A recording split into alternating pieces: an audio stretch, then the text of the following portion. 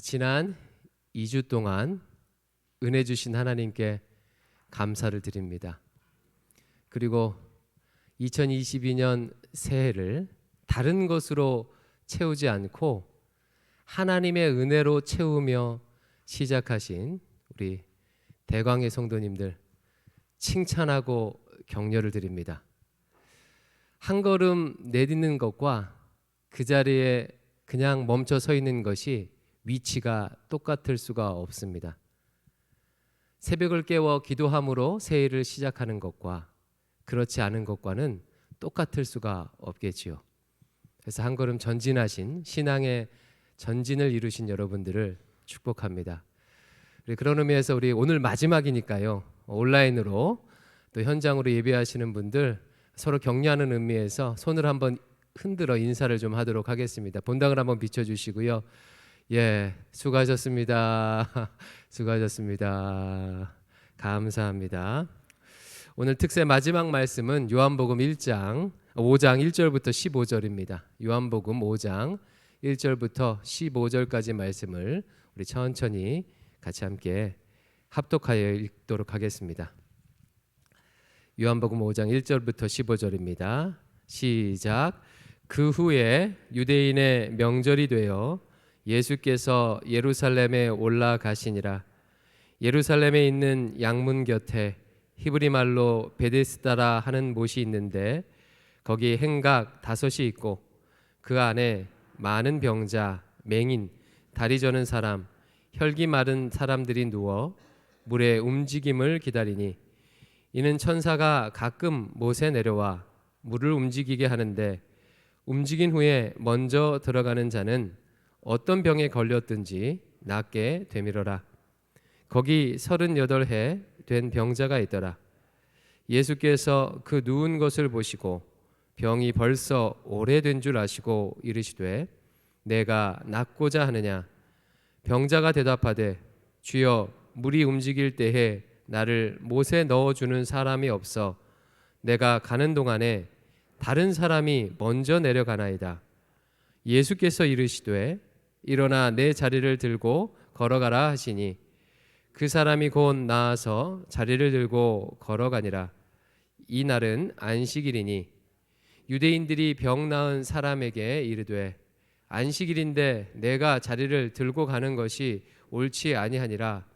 대답하되 나를 낫게 한 그가 자리를 들고 걸어가라 하더라 하니 그들이 묻되 너에게 자리를 들고 걸어가라 한 사람이 누구냐 하되 고침을 받은 사람은 그가 누구인지 알지 못하니 이는 거기 사람이 많으므로 예수께서 이미 피하셨음이라.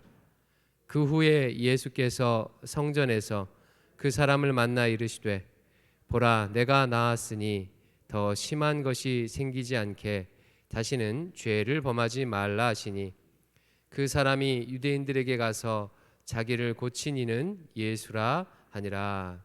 아멘. 여러분 역설적이다라는 말 알고 계시죠? 서로 앞뒤가 맞지 않는 모순적 상황을 접할 때 역설적이다라는 말을 사용합니다. 오늘 본문에는 이런 역설들로 가득 차 있습니다. 그래서 오늘 본문을 잘 이해하기 위해서는 이런 역설들을 먼저 알아야 합니다. 하나하나 살펴보도록 하겠는데요. 먼저는요. 본문의 시간적 상황이 역설적이에요. 1절 말씀을 같이 한번 읽어보겠습니다. 1절입니다. 시작. 그 후에 유대인의 명절이 되어 예수께서 예루살렘에 올라가시니라. 예수님은 갈릴리에서 왕의 신하를 고치신 이후에 유대인의 명절을 맞이하여 다시 예루살렘으로 가셨습니다. 여러분 유대인의 명절 또 유대인이라는 말이 나왔지요. 이 부정적인 단어가 명절과 함께 지금 쓰이고 있습니다.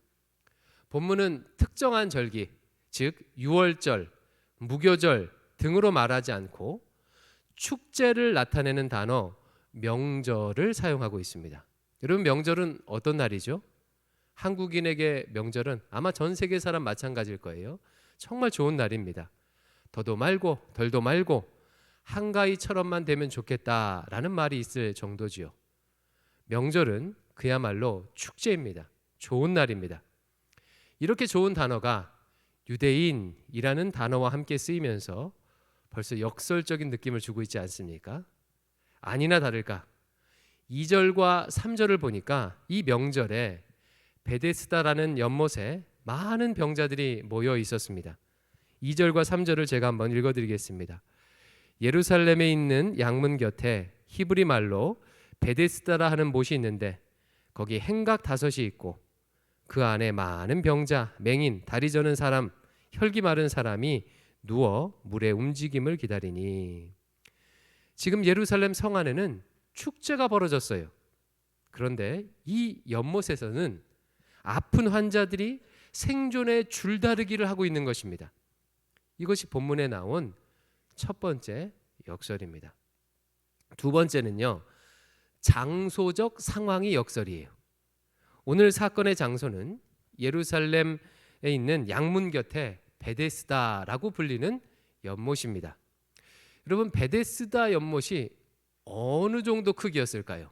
연못이라고 하니까 이렇게 우리 연못 생각하잖아요. 오랫동안 학자들 사이에서는요, 이 이름과 위치가 논란이 되어 왔습니다. 하지만 최근에는 고고학적 발굴과 또 고대 문헌의 고증으로 인해서 장소와 크기는 어느 정도 의견의 일치가 모아졌다고 합니다. 그 의견에 따라서 사진을 한 장 제가 보여드릴게요. 자, 지금 이것이 지금 예루살렘 성을 북동쪽에서 바라보는 사진이에요. 그러니까 제일 밑에가 북쪽입니다. 저기 위에 보니까 예루살렘 성전 보이시죠? 이렇게 화살표 표시를 해놨는데 엄청 크고 위용이 있죠. 그 밑에 베데스다 못이라고 표시해 놓은 거 보면 네모나게 사각형이 2개 있을 것입니다. 여러분, 크기가 어느 정도 됩니까? 딱 봐도 크지요.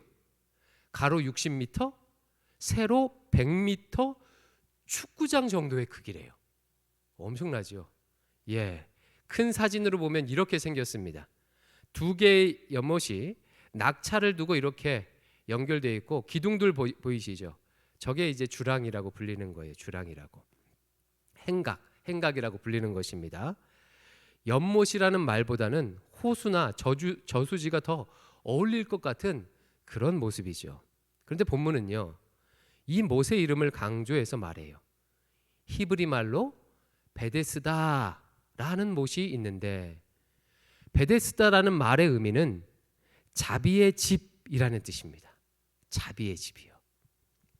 여러분, 이름의 뜻을 알고 나니까 역설적으로 느껴지지 않습니까?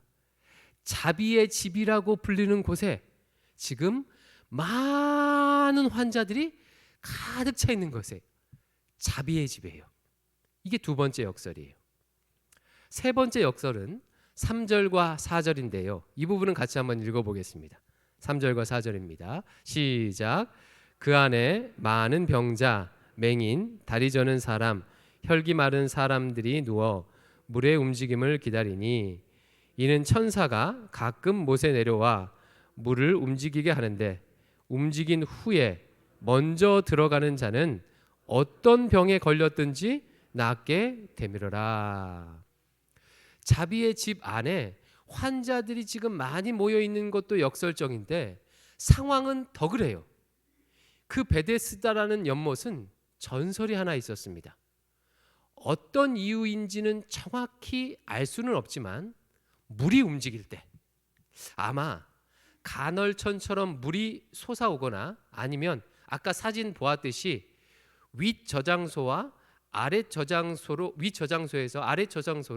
물이 내려가는 상황일 수가 있습니다. 어쨌든 물이 움직일 때 천사가 내려왔고 이때 먼저 연못에 들어가는 자는 어떤 병에 걸렸든지 낫게 된다는 전설이에요. 그래서 사람들은 그 엉뚱한 전설을 믿고 지푸라기라도 잡는 심정으로 물이 움직일 때마다 어떻게 했어요? 서로 먼저 내려가려고 경쟁을 했다는 거예요. 저는 옛날부터 이 본문을 볼 때마다 마음이 참 답답했어요. 아니, 왜 경쟁을 하나? 그냥 먼저 온 순서대로 한 사람씩 내려가면 되잖아요. 아니면 그 중증 정도에 따라서 먼저 심하게 아픈 사람 먼저 내려보내면 되잖아요. 왜 경쟁을 하나 싶었습니다. 여러분 왜 그랬을까요? 진짜로 낫지 않았기 때문에 그래요. 전설이기 때문에 그렇습니다. 만약 진짜로 나았다면 로마 정부에서 그냥 놔둘 리가 없지요. 아마 돈 받고 줄을 세웠을 거예요. 돈 있는 귀족들은요, 아니 전 세상에서 아프다고 하는 사람들은요 그 연못에 다 모였지 않겠습니까? 아픈 사람들끼리 서로 경쟁을 했고 주변이 별로 관심을 가지지 않았다는 것은 진짜로 낫지 않았다는 뜻입니다. 참 역설적이죠. 자비의 집에 자비가 없이 아프고 병든 사람들끼리 그 자비의 집 안에서 경쟁을 벌이고 있는 거예요. 더군다나 이런 전설은 유대교 율법과 맞지가 않습니다. 구약 율법 어디에도 이런 식으로 병을 치유하라고 말하지 않지요.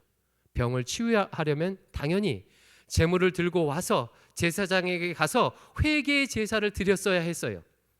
그런데 지금 이런 일들이 예루살렘 안에 버젓이 있다는 것은 이들은 그야말로 사람들의 관심에도 그리고 율법에도 철저히 소외되었다는 뜻입니다. 자비의 집에 자비 없음. 여러분 지금 이 상황은 우리 인생을 보여주는 것 같지 않습니까? 현재의 우리 모습을 보여주는 것 같은 생각이 듭니다. 2021년 한국 사회는 소수의 사람들이 부의 대부분을 가지고 있고 나머지 사람들이 그 계층의 사다리를 올라가기 위해서 치열하게 경쟁을 하고 있어요. 여러분 면적을 기준으로만 했을 때 지금 한국의 상위 1%가 부동산 사유지의 55%를 소유하고 있대요. 상위 10%로 이걸 좀 늘리면요. 상위 10%의 사람들이 그 사유지의 97.6%를 소유하고 있답니다. 거의 대부분이죠. 그러니까 나머지 90%의 사람들이요. 그 대열에 들어가기 위해서 오늘도 치열하게 경쟁한다는 뜻이에요. 언론은 끊임없이 이 경쟁을 부추기며 주식 신화, 코인 신화, 로또 신화 등 온갖 대박 신화들을요. 하루가 멀다 하고 기사를 내보내고 있습니다. 2000년 전 베데스다 목가에서 헛된 신화를 믿고 병든 자들끼리 치열하게 경쟁했던 것처럼 지금도 집 없고 돈 없는 사람들끼리 온갖 전설과 신화에 휘둘리며 경쟁하고 있는 것처럼 보여져요. 자, 본문의 역설은요. 그런데 여기서 그치지 않습니다. 마지막으로 아주 결정적인 역설이 하나 있어요. 예수님은 베데스다 목가에 누워있던 38년 된 병자를 만나고 그를 치료해 주십니다. 이때 주님께서 이렇게 선포를 하셔요.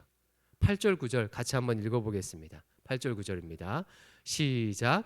예수께서 이르시되 일어나 내 자리를 들고 걸어가라 하시니 그 사람이 곧 나아서 자리를 들고 걸어가니라. 이날은 안식일이니.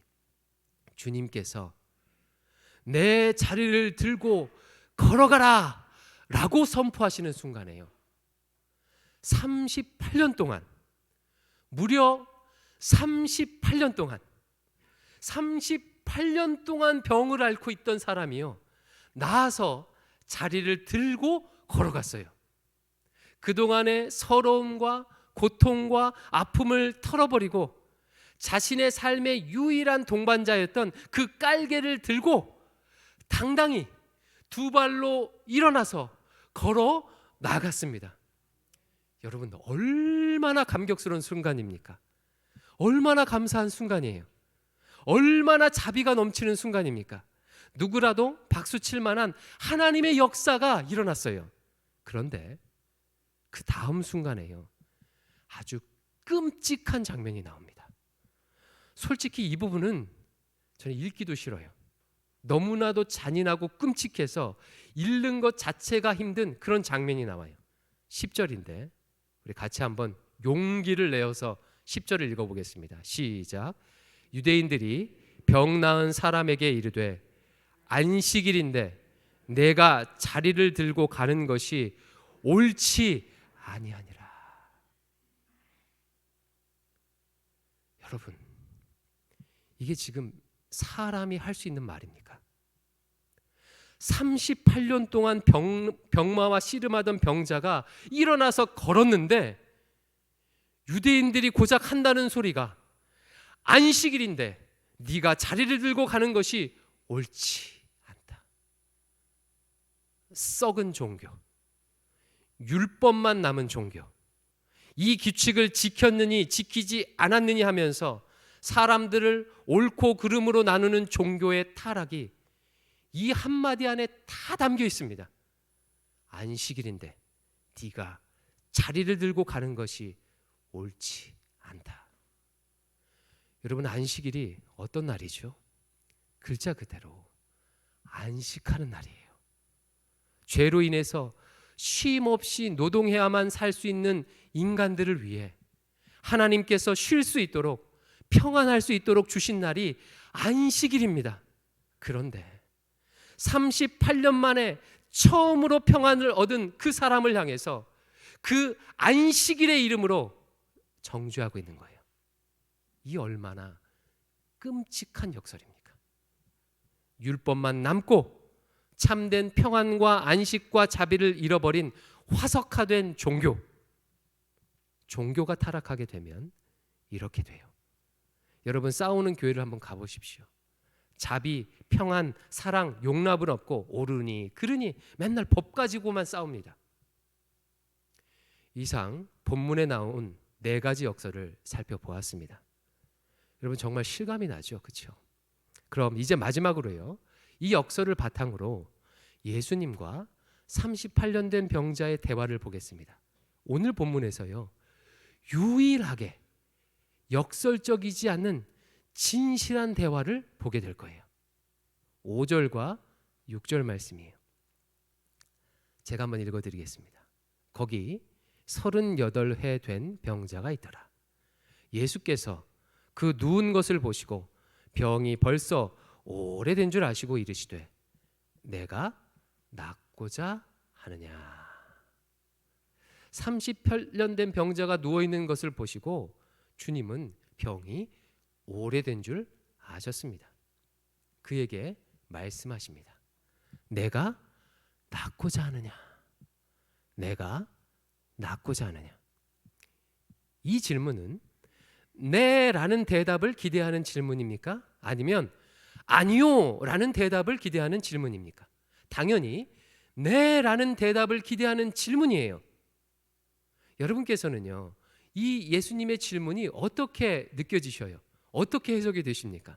저는요, 이 질문이 병을 낫고자 간절히 원하는 38년 된 병자의 마음과 인생을 인정해 주시는 질문으로 해석이 돼요. 그 이유는 주님의 질문에 대한 병자의 대답 때문입니다. 7절 말씀 같이 한번 읽어볼게요. 7절입니다. 시작. 병자가 대답하되 주여, 물이 움직일 때에 나를 못에 넣어주는 사람이 없어 내가 가는 동안에 다른 사람이 먼저 내려가나이다. 이 병자는 주님의 질문에 네 라고 혹은 아니요 라고 대답하는 대신에 그동안 자신에게 벌어졌던 일을 말해요. 그런데 내용을 잘 보십시오. 이 병자가 물이 움직일 때 가만히 누워서 그것을 지켜보고 있었습니까? 아니면 먼저 내려가려고 시도를 했나요? 시도를 했어요. 내가 가는 동안에 다른 사람이 먼저 갑니다. 분명 6절에서 이 병자는 누워 있다고 했어요. 또한 자신을 도와주는 사람이 아무도 없다고 했습니다. 그러니까 그는 두 발로 걸어갈 수 있는 사람이 아니에요. 두 발로 걸어갈 수 없습니다. 혼자 가야 되는 사람이에요.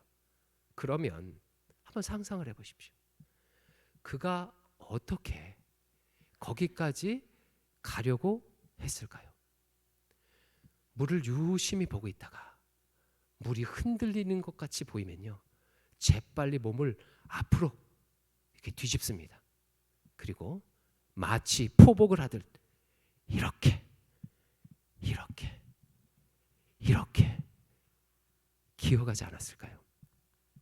조금이라도 더 빨리 가기 위해서 온몸을 비틀면서 그 바닥을 쓸면서 이렇게 기어가지 않았을까요? 왜 그렇게 했을까요? 살고 싶어서요. 병을 치료받고 싶어서요. 이 지긋지긋한 질병에서 벗어나고 싶어서요. 그는 무려 38년 동안이나 아팠던 사람입니다. 2000년 전의 의료 환경을 고려하면 그가 지금 38년 동안 살아있다는 것 자체가 기적이에요. 그래서 본문도 38년을 강조하고 있는 거예요. 웬만한 사람이라면 살기를 포기했을 만한 그런 시간입니다. 이렇게 살 바에는 차라리 죽는 게 낫다 할 수 있는 충분한 기간이에요. 38년. 주변에 가족도 떠나고 도와주는 사람이 아무도 없어요. 그럼에도 그 오랜 시간을 버텨냈어요. 살아냈습니다. 언젠가는 내가 먼저 들어가서 치료받는 날이 있겠지. 언젠가는 내가 먼저 들어갈 날이 있겠지. 그렇게 하며 자신의 생명을 무려 38년 동안이나 지켜왔습니다. 여러분, 내가 낫고자 하느냐는 질문에 이보다 더 확실한 처절한 대답이 있을 수 있겠습니까? 주님, 살고 싶습니다. 주님, 낫고 싶습니다. 정말 낫고 싶습니다. 그래서 이제까지 수도 없이 기어갔습니다. 그러나 나를 못에 넣어주는 사람이 없어서 내가 가는 동안 다른 이가 먼저 갑니다. 저는 주님의 이 질문이 자신의 인생에 대해 충실했던 그 병자의 삶에 대한 인정이라고 해석이 됩니다. 오늘 본문은 치유 기사임에도 불구하고 이상하게 치유받는 사람의 믿음에 대한 이야기가 없어요. 주님께서 그의 믿음을 묻지 않습니다. 굉장히 독특한 점이에요. 주님께서 그의 하소연을 듣자마자 즉시 치료를 해주셔요. 믿음을 확인하지 않습니다. 왜 그러셨을까요? 정확한 것은 알 수 없지만 저는요, 이미 38년 된 병자의 지난 삶이 그 어떤 대답보다도 믿음을 보여준다고 생각해요. 그리고 그것을 주님이 인정했다고 생각합니다. 하나님께서 내게 주신 생명을 포기하지 않고 기어서라도 살아내려고 하는 생에 대한 의지, 생명에 대한 진실함, 이것은 하나님에 대한 믿음 없으면 불가능한 일 아닐까요? 우리는 왜 이렇게 힘들고 고통스러움에도 불구하고 내게 맡겨진 이 삶을 살아내려고 발버둥 치고 있는 것입니까? 하나님께서 내게 생명을 주셨음을 믿기 때문이에요. 하나님께서 내게 이 삶을 주셨기 때문입니다. 그러기에 비록 삶이 더 나아지지 않는 것처럼 보여도 또 기고 또 기어서라도 이렇게 가는 거예요. 그렇게 죽음에 꺾이지 않고, 질병에 꺾이지 않고, 가난에 꺾이지 않고 삶을 살아내는 것입니다. 이것이 내게 생명 주시고 인생을 주신 하나님에 대한 믿음 아닐까요? 주님은 유대인들처럼 38년 된 병자에게 선을 긋지 않았습니다. 지켰니? 안 지켰니? 대신 그의 삶을 통째로 그대로 다 받으셨어요. 역설로 가득 찬 이 본문에서 오직 38년 된 병자와 주님만이 진실했습니다. 주님은 그런 그에게 그가 간절히 원하는 대로 이렇게 선포하셔요. 8절입니다. 같이 한번 읽을게요. 시작. 예수께서 이르시되 일어나 내 자리를 들고 걸어가라 하시니. 사랑하는 성도 여러분, 2022년도가 주어졌습니다. 올해 어떻게 사시겠습니까? 38년 된 병자처럼 자신에게 주어진 생명을 살아내십시오. 이 치열한 경쟁 사회에서 주눅들지 마시고 포기하지 마시고 주님만 바라보고 기어서라도 결코 이 삶을 살아내십시오. 그것이 믿음입니다. 반드시 우리 주님께서 내 삶의 현장마다 찾아와 이렇게 말씀해 주실 거예요. 일어나 내 자리를 들고 걸어가라. 일어나 내 자리를 들고 걸어가라. 이 은혜를 누리시는 2022년도가 되길 주님의 이름으로 축원합니다.